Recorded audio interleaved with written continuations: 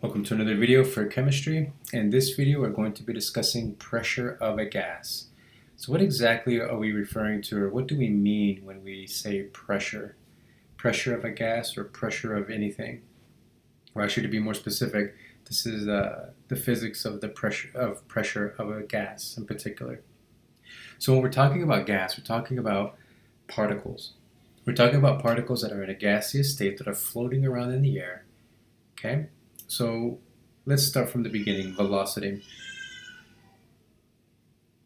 If you recall, the term velocity is referring to the distance that an object moves over a given time. That is velocity. When we add another dimension to this particular topic, we use velocity over elapsed time. That gives us the acceleration of an object. How fast is an object accelerating or decelerating over a certain amount of time?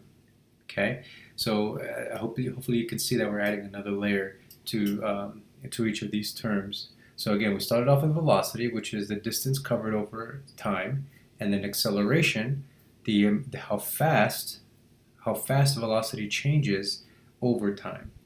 Okay, now acceleration, we use acceleration times the mass of an object, and in this case we're talking about the mass of a particle.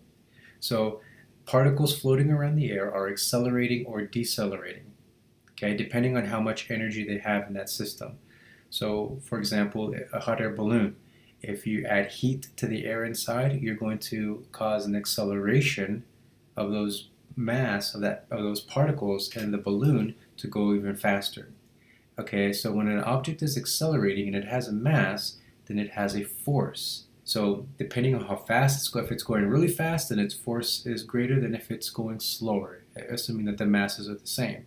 Or if the acceleration is the same, then if it has a greater mass, then it's going to have a greater force. So a car going 10 miles per hour will have much more force than a person running 10 miles per hour. So now we use force and we add another dimension to it, area. How much force an object has, or how much force air particles have over a given area. So that hot air balloon example again, how much force, how fast, how much space they're covering over a specific given area are these particles moving. And that's what we call pressure. How much pressure something has.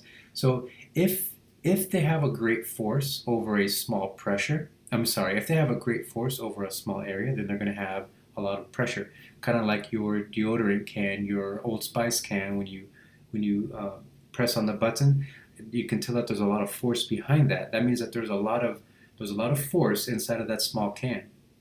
Now let's say you have that same amount of gas that's in that container, and you put that same amount of gas in, let's say, something the size of, I don't know, a car, a small car.